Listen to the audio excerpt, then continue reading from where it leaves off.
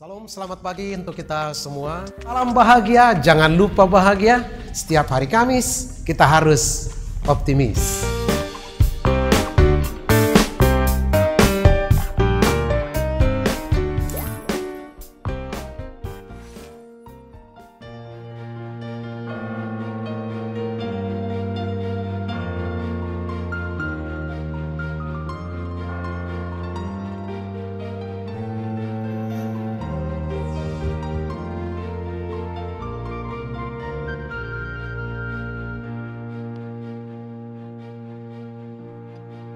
Salam, selamat pagi untuk kita semua. Selamat berjumpa. Salam bahagia. Jangan lupa bahagia. Setiap hari Kamis kita pasti optimis. Sebelum kita mendengarkan firman Tuhan pada pagi hari ini, marilah kita berdoa. Kasih karunia dan damai sejahtera dari Tuhan Allah Bapa kita dan dari anaknya Tuhan Yesus Kristus dan Roh Kudus. Amin. Firman Tuhan yang menyapa kita pada hari ini tanggal 24 Juli adalah tertulis dalam Yohanes pasal yang pertama ayat yang ke-45 dan 46. Demikianlah firman Tuhan. Filipus menemui Natanael dan berkata kepadanya, "Kami telah menemukan dia yang disebut oleh Musa dalam Taurat dan oleh nabi-nabi, yaitu Yesus anak Yusuf dari Nazaret." Kata Natanael kepadanya, "Mungkinkah sesuatu yang baik datang dari Nazaret?" Kata Filipus kepadanya, "Mari dan lihatlah." Demikian firman Tuhan. Saudara-saudara yang diberkati Tuhan di pagi hari ini, sangat banyak tokoh-tokoh besar, baik tokoh ketokohan dalam politik, tokoh pendidikan, sejarawan, termasuk bapak-bapak gereja dan ahli teologi, berasal dari kampung-kampung yang kurang terkenal. Misalnya di Indonesia yang sudah memiliki 8 presiden, 7 orang presiden, sebelum presiden ke-8 berasal dari kampung yang tidak atau kurang familiar di Indonesia. Tetapi mereka bangkit menjadi pemimpin di negeri ini. Demikian juga Nommensen yang diberi gelar Rasul orang Batak adalah lahir di desa Nordstrand, bagian dari wilayah Denmark, yang sekarang menjadi bagian Jerman. Itu adalah desa kecil yang miskin. Tetapi beliau memantapkan berdirinya gereja di tanah Batak, dan sekaligus dia disebut sebagai Rasul orang Batak. Saudaraku yang terkasih, Nabi Mika dalam Mika pasal 5 ayat 1 pernah menubuatkan bahwa Bethlehem adalah yang paling kecil di antara kaum Yehuda, tetapi dari sana akan datang yang akan memerintah Israel. Natanael yang juga disebut Bartolomeus adalah salah satu dari 12 murid-murid Yesus yang pertama.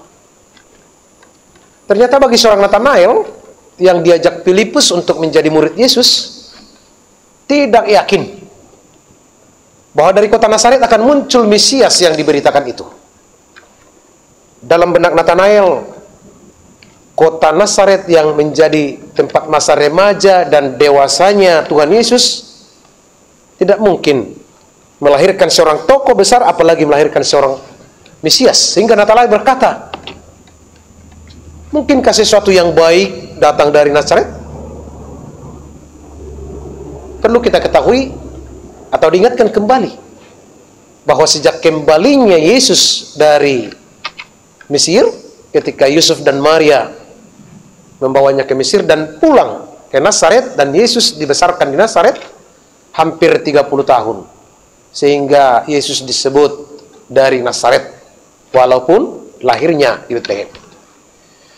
Kecurigaan dan ketidakyakinan kemungkinan dalam pikiran Natanael dijawab oleh Filipus dengan berkata, "Mungkin, dan mari lihat." Saudara-saudara yang diberkati Tuhan, rasa pesimis akan menghilangkan daya nalar yang baik. Untuk itulah saya selalu berkata, mari tetap optimis. Sehingga dengan rasa optimis atau keyakinan kita mengharapkan hal-hal yang baik dari sekeliling kita. Barangkali kita ikut bertanya, bagaimana mungkin anak itu sudah jadi pejabat, sudah jadi doktor, sudah jadi profesor, sudah jadi pejabat tinggi dan lain-lain. Ingat Bapak Ibu saudara sekalian, ketika Tuhan sudah menetapkannya, maka siapapun tidak akan bisa merubahnya. Saudara, mungkin saudara dianggap rendah di tempat pekerjaanmu. Maka tunjukkanlah melalui hasil pekerjaan yang besar. Anak-anak Kristen di sekolah di negara Indonesia ini masih mendapatkan perundungan karena beda keyakinan. Hai anak-anak, tunjukkan melalui kasihmu yang besar seperti kasih Kristus.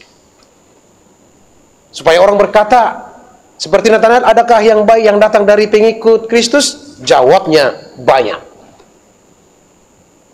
Lakukan firman Tuhan. Ada yang baik dalam dirimu. Amin.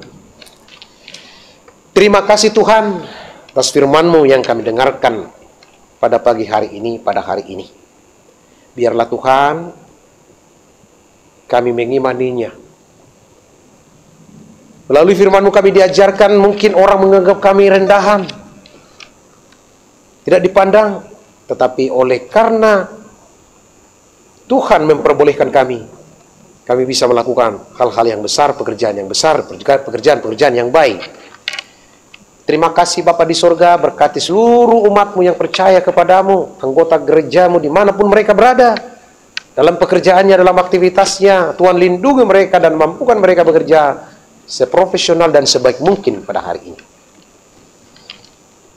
Cukupkan seluruh kebutuhan para jemaat-Mu, termasuk para pelayan-Mu. Berikan kesehatan dan kekuatan. Berikan pemulihan kepada yang sakit. Berikan kekuatan kepada yang menderita karena yang bersedih karena kematian. Kami menyerahkan seluruh kehidupan jemaat-Mu dan kehidupan kami hanya ke dalam tangan pengasihan Tuhan saja. Kiranya berkat-Mu tak mengalir dalam kehidupan kami dari kini sampai selama-lamanya. Dalam Kristus Yesus kami berdoa dan bersyukur. Amin. Anugerah Tuhan kita Yesus Kristus, kasih setia daripada Allah Bapa, dan persekutuan dengan Roh Kudus kiranya menyertai saudara-saudara sekalian. Amin. Saudaraku yang diberkati Tuhan, setelah kita mendengar firman ini, mari kita syukuri dan aminkan agar firman itu menyala terus untuk hari ini. Shalom.